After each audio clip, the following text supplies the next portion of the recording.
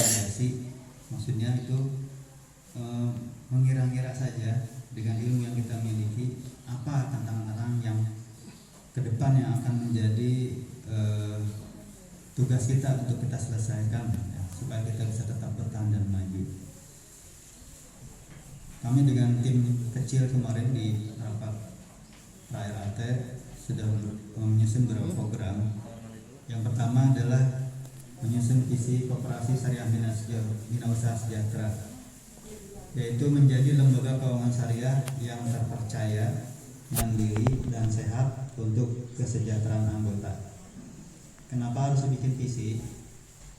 Jadi supaya kita semua ya, pengurus, pengawas, pengelola, dan semuanya anggota, karena pemilik koperasi ini adalah kita semua, maka kita harus punya satu pandangan yang sama, punya tujuan yang sama, bahwa koperasi ini harus menjadi lembaga keuangan syariah yang terpercaya, supaya orang mau nabung, mau minjem, juga mandiri. Mandiri itu apa?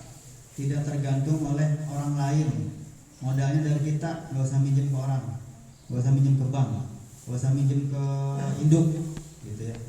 Nggak perlu mengharap-harapkan sumbangan, tapi kita lah anggota yang memodalinya. Itu namanya mandiri. Kemudian sehat. Sehat itu maksudnya adalah tadi standar-standarnya tercapai, gitu. Karena kalau standar tercapai, insya Allah akan menghasilkan. Dan ujung-ujungnya adalah kita sebagai pemilik koperasi ini bisa meningkat kesejahteraannya. Gitu. Nah itu, jadi semuanya harus paham. Kita tujuannya sama, yaitu tadi ingin koperasi ini jadi lembaga keuangan syariah yang terpercaya, mandiri, dan sehat, sehingga langkah semua anggota itu kesana semuanya, jadi kompak gitu. Kemudian misi itu apa sih? Misi itu adalah langkah-langkah untuk mencapai tujuan. Visinya udah ada, tujuannya udah ada. Terus bagaimana caranya untuk mencapai tujuan? Namanya misi. Yang pertama, pengurus yang amanah dan kompeten. Pengurus itu kalau tidak amanah, anggota nggak tahu uangnya diapakan, kan? Betul nggak? Maka pengurus itu harus amanah, bisa dipercaya, mengelola uang 12 miliar. Kemudian kompeten. Kompeten itu apa? Mampu mengelolanya, baik ilmunya maupun waktunya. Gitu. Amanah saja tidak kompeten, tidak bisa jalan usahanya, nggak maju-maju. Kompeten tidak amanah, parah, bisa dikorupsi duitnya. Gitu. Yang kedua, mengadaptasi sarana dan prasarana dengan teknologi baru. Ini sarana yang penting. Ya, dulu Pak Lili waktu usaha awal modal baru berapa, Pak Lili aset berapa? Memaksakan diri untuk punya sistem akuntansi yang komputerisasi. Tadi tujuannya adalah untuk mencatat sekecil apapun duit keluar, duit masuk. Tidak ada uang yang lolos dari pantauan. Kalau kita nulis tiap hari pakai tangan, Bu, kapan kelarnya? Belum nanti salah lagi puyeng, nolnya nambah 1. Ya, aturan 1 juta jadi 10 juta.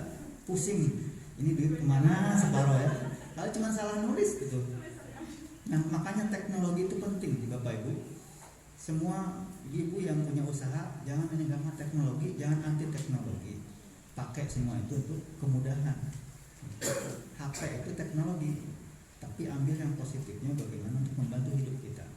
Jadi bukan malah jadi beban hidup kita HP-nya. Diparaban tiap hari tapi tidak menghasilkan. Cuma caranya bisa menghasilkan dengan HP, misalnya seperti itu.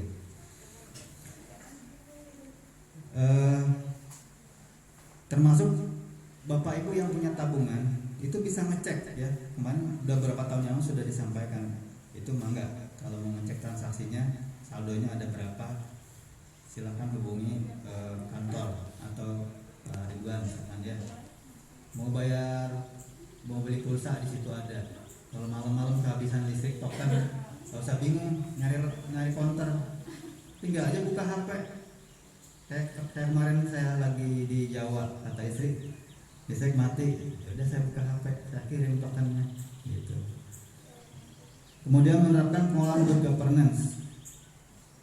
Jadi supaya koperasi ini sehat, bikin sejahtera anggotanya, maka tadi harus good governance, artinya harus bisa dipertanggungjawabkan, punya sistemnya, punya aturannya yang jelas, siapa yang tanggung jawab ini, siapa yang tanggung jawab ini, siapa yang boleh ini, siapa yang boleh itu, gitu. Supaya tidak ada saling menyalahkan ketika terjadi sesuatu masalah, dan tidak ada tumpang tindih tugas, gitu.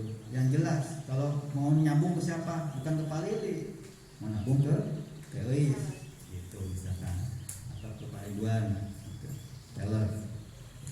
Kemudian 4, menggunakan sumber modal dari anggota dan lembaga syariah.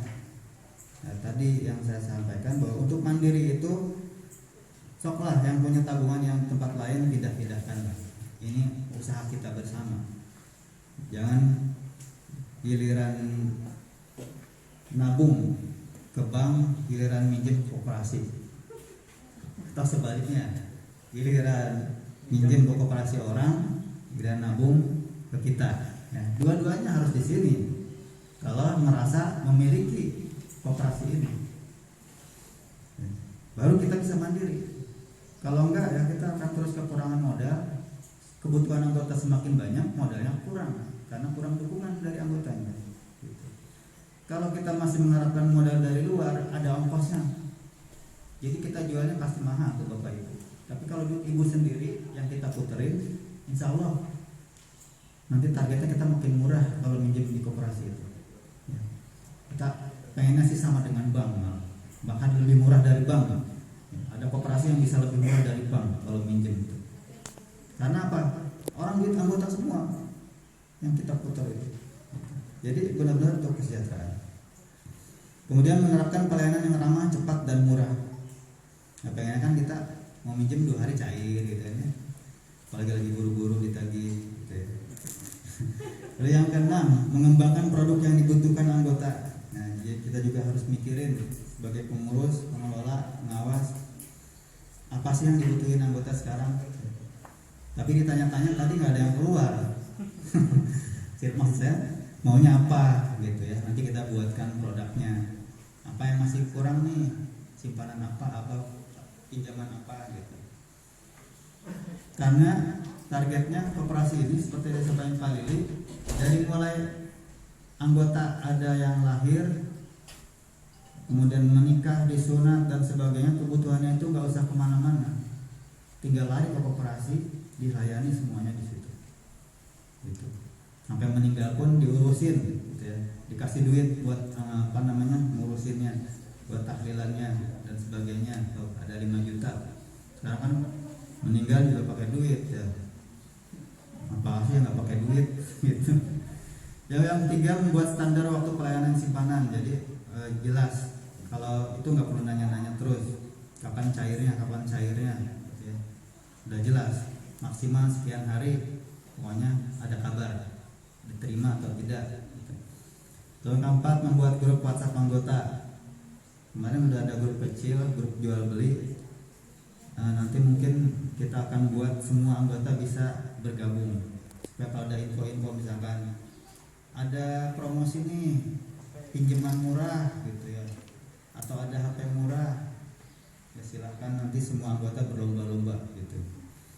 Kemudian membuat nomor pengaduan keluhan anggota nih, misalnya ada pelayanan yang kurang baik, silahkan langsung SMS ke nomor itu atau WhatsApp ya. Kemudian kita akan membuat spanduk motivasi, mungkin di pertigaan misalkan ya, selamat hari ibu misalkan, mari ibu-ibu menabung koperasi gitu. 7 membuat papan informasi koperasi untuk anggota di depan kantor ya. Jadi kalau ke kantor itu ada informasi-informasi yang bisa diakses oleh anggota. Kemudian yang ke-8, membuat program pendidikan perkoperasian untuk anggota. Ini memang paling penting ya, sebenarnya, karena mesinnya sendiri sebenarnya koperasi itu anggota ya, di mana-mana ya. Kalau emang operasinya pengen maju, ya anggotanya harus pintar tentang aturan koperasi, pintar memasarkan koperasi dan sebagainya. Kemudian sertifikasi kompetensi pengurus, nanti diuji nih, jangan sampai mengelola virus, datanya bisa hilang. Kalau kita punya cadangan kan kita bisa ambil cadangan. Kemudian program kerja bidang usaha, menurunkan nilai syarat aset minimum untuk pembiayaan menjadi 10%. Nah, kalau meminjamkan harus punya tabungan 10%. Terakhir berapa? 20 ya? 20. Nah sekarang tahun ini kita kasih kelonggaran deh buat anggota, kalau meminjam cukup 10% aja, biar nanti banyak yang minjem ya, gitu. Untuk produktif ya, kalau untuk konsumtif 15%. Produktif itu untuk modal usaha. Kalau 15% untuk beli apa namanya, misalnya beli HP gitu ya, beli kulkas dan sebagainya gitu. Tapi kalau untuk modal usaha kalau ada promo ya. Kemudian pembiayaan pertama untuk anggota baru menggunakan sistem menurun. Ini lebih murah maksudnya ya, mungkin ya. Jika ada anggota yang baru, ibu merekrut anggota baru, kemudian dia meminjam, itu bisa lebih murah kalau salah ya, kali ya jatuhnya ya. Kemudian nilai jaminan maksimum untuk kendaraan adalah 60% dari harga taksiran. Jadi kalau misalkan minjem jaminannya motor itu hanya 60% kan,